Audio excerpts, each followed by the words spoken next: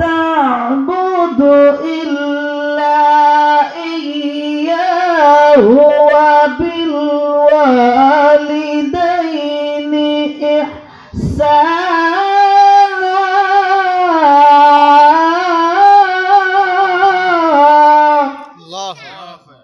আল্লাহ কত সুন্দর করে কোরআন শরীফের মধ্যে মাতা পিতার সাথে কি রকম ব্যবহার করতে হবে, কি রকম মাতা পিতাকে ভালোবাসতে হবে, সেই কথা আল্লাহ কোরআনে কইতাছে।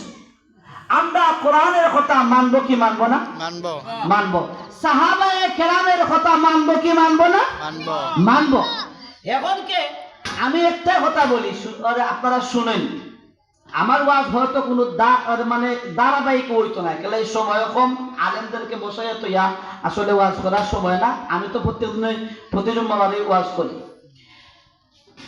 আব্দুল্লাহ ওমর রাদিয়াল্লাহু তাআলা আনহুর ছেলে আব্দুল্লাহ সুন্দরী দেখিয়া বিবাহ করলেন, মহব্বত করিয়া বিবাহ করলেন। হযরতে ওমর গড়াইয়া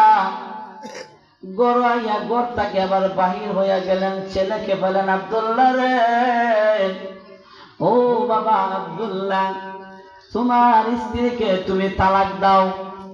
বাপে কইতাছেন যে তোমার স্ত্রীকে তুমি তালাক দাও। আব্দুল্লাহ ডাক দিয়ে বলে, আব্বা কেন গো, আমার স্ত্রীকে তালাক দিব। এখন উমরের কথা যদি না মানুন তাহলে তো অবস্থা অন্যদিক দিয়ে খারাপ হয়ে যাবে। উমর তো অত্যন্ত রাগী একজন আল্লাহর নবীর সাহাবী উমর, যার রাগ উঠলে পরে গর্দনার গার আর জায়গা থাকতো না কাফেরেরা। এই উমরে কইছে আমার স্ত্রী তালাক দিতাম।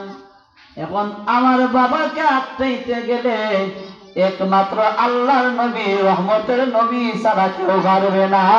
চিৎকার মেরে বলুন আল্লাহু আকবার।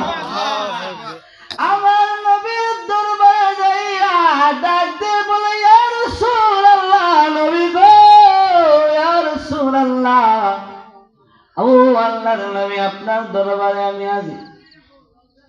আমার নবী ডাক দিয়ে বলে, আব্দুল্লাহ রে, ও আব্দুল্লাহ, তুমি কেন আসছো? বলে, ইয়া রাসূলুল্লাহ, আমি আইছি আপনার কাছে, আমার আব্বাকে আপনি সুপারিশ করেন। ইয়া রাসূলুল্লাহ, আমি বড় ভালোবাসিয়া, বড় আদর করিয়া, আমি বড় ভালোবাসি আমার স্ত্রীরে। আমি যে স্ত্রীরে আমি ভালোবাসিয়া বিয়া করছি, ইয়া রাসূলুল্লাহ, নবী গো, আমার এই স্ত্রীরে তালাক দেওয়ার কথা আমার আব্বা বলেছে। আমার নবী ডাক দিয়ে বলে, আব্দুল্লাহ রে, ও আব্দুল্লাহ, তোমার বাবা যদি বলেছে তোমার স্ত্রীকে তালাক দেওয়ার জন্য, আব্দুল্লাহ রে, আমি রাসূল বলি রে, তোমার বাবার কথা অসত্য, তোমার বিবিকে তুমি তালাক দাও, তোমার বিবিকে তুমি তালাক দাও। আব্দুল্লাহ মনে মনে ডাক দিয়া কয়, আমি আসলাম নবীর কাছে আমার আব্বাকে সুপারিশ করার জন্য, কিন্তু দেখি আল্লাহর নবীও আমার স্ত্রীকে তালাক দেওয়ার কথা বলে। তাহলে বোঝা গেল স্ত্রী বালা না খারাপ। যেমন হযরতে ইব্রাহিম আলাইহিস সালাতু ওয়াস সালাম পুত্র ইসমাইলের বাড়িতে গেলেন। ইসমাইল বিবাহ করছে, নতুন দাওয়াত দিছে, আব্বা আমি বিবাহ করছি, আমার বউ আয়া দেখে যাইও, তোমার বেটার বউ দেখে যাইও।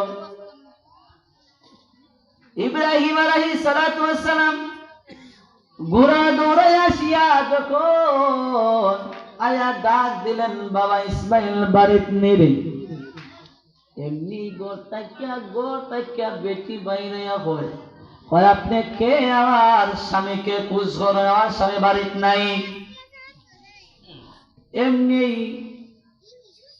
ইসমাইলের স্ত্রীকে ডাক দিয়ে বললেন, রে মা, আমার ছেলে ইসমাইল যদি বাড়িতে আয়, তুমি কইও যে একজন বয়স্ক মানুষ আইসলা, আর আয়া কইছন যাওয়ার সময় কইয়া গেছন যে তোমার ঘরে চৌকাট বালা না, তুমি চৌকাটটা পাল্টাই লাইও।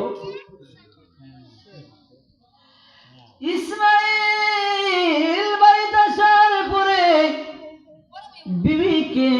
জিজ্ঞাসা করে, বিবিরে কেউ কি আমার বাড়িতে আসছিল নি?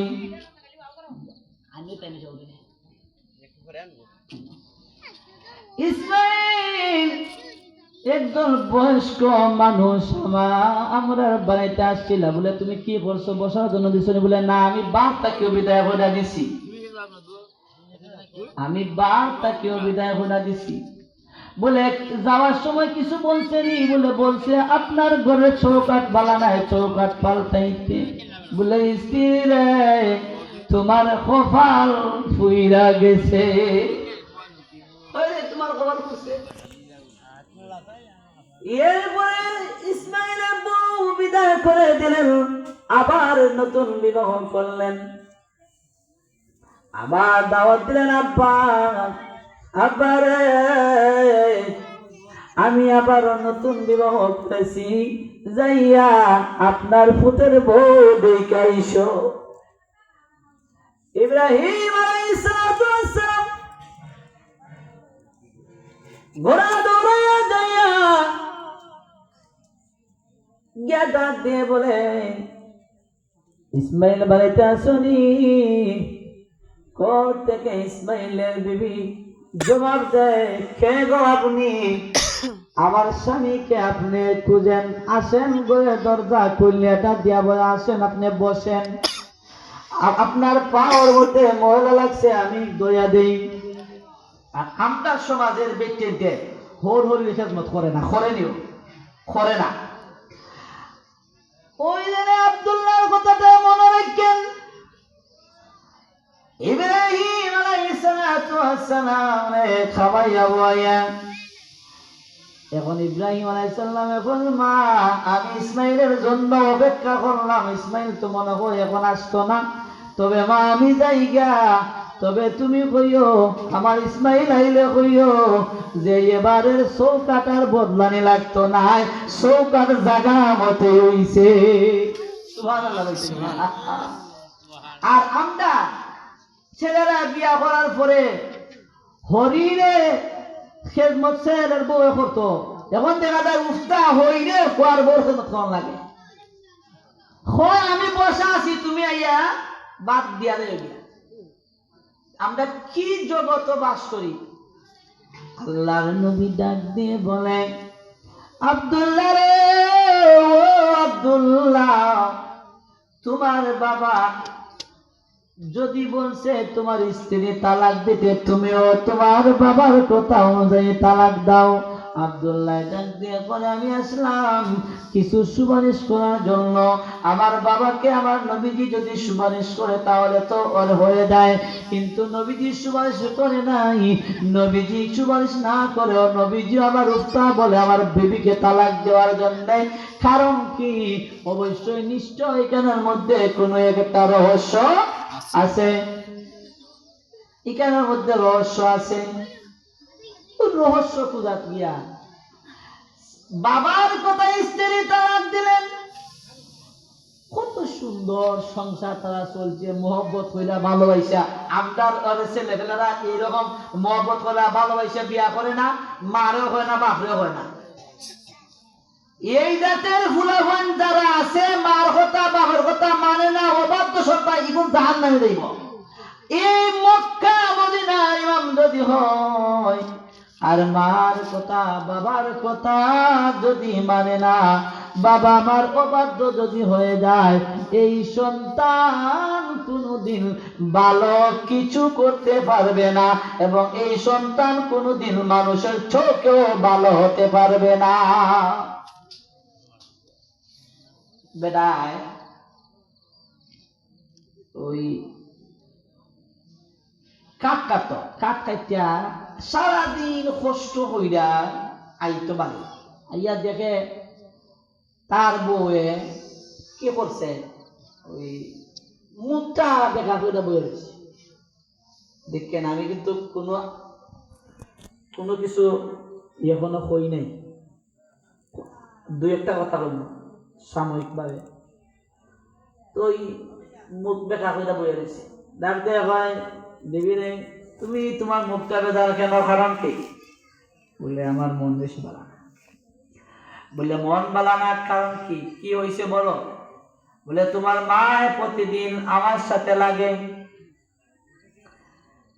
শরীর পেটের মধ্যে বুক, আর এই সময় উড়ছে তার রাগ। মা, আমার মা কোথায় গেল রে, আমার মা কোথায় গেল?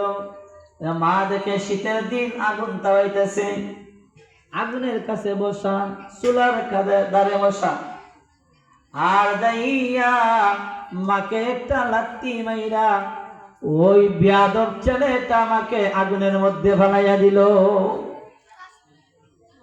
মাকে আগুনের মধ্যে ফেলাইয়া এরপরে তার মাথার মধ্যে হুঁশ আইল, আরে আমার মাকে তো আমি লাত্তি মারছি। আবার মাকে তুলে দেখে মা আর দুনিয়ায় নাই, মা ইন্তেকাল করছে, আগুনে পইড়া মাটা মারা গেছে। এখন তার মায়ের জন্য তার খুব কষ্ট হয়। ছেলেটা ডাকতে বলে আমার মায়ের জন্য কষ্ট হয়। এরপর বড়ই তার বিবিকে সে তালাক দিয়া দিছে। এরপরও তার মনের মধ্যে আল্লাহর ডর পয়দা হইছে। আল্লাহর ভয় তার মধ্যে পয়দা হওয়ার পরে তার স্ত্রীরও সে তালাক দিয়ে দিছে। সে মক্কা যায়, মদিনা যায়, আর যখন সে মক্কা মদিনা যায়, জিয়ারত করে আর কান্দে। এমন সময় আল্লাহর একজন মকবুল ওলি, উনি যতবারই হজে যায় ততবারই গিয়া দেখে ওই মানুষটা তার হাত আর কাটা, তার পাও কাটা, মানুষটার হাত কাটা, পাও কাটা। জিজ্ঞাসা করে, বাবা ওই যুবক, তোমার হাত নাই কারণ কি, তোমার পা নাই কারণ কি? বলে আমার পাও নাই, আমার হাত নাই, কানের মধ্যে একটা কারণ হয়েছে। বলে কারণটা কি জানতে পারিনি? আপনি আগে বলেন, আমি এত বছর যাবত আমি এই মক্কা মদিনায় আইছি গো, আমার হজ, আমার দোয়া, আমার গুনাহ কি আল্লাহ মাফ করছেনি? আল্লাহ ডাক দিয়ে বলে, বাবা রে, তোমার গুনাহ মাফ হয়েছে কিনা তো বলতে পারবো না, তবে আমি একটু মুরাকাবা কইরা লই। কি কইরা লই? আমি একটু মুরাকাবা কইরা লই। মুরাকাবাত আল্লাহ ওলি বসিয়া এলাম হয়ে গেল যে আল্লাহর ওলি তার ওই ছেলেটার দোয়া আমি আল্লাহর দরবারে কবুল হবে না। কারণ হলো সে যে আঘাত করেছে তার এই আঘাতটা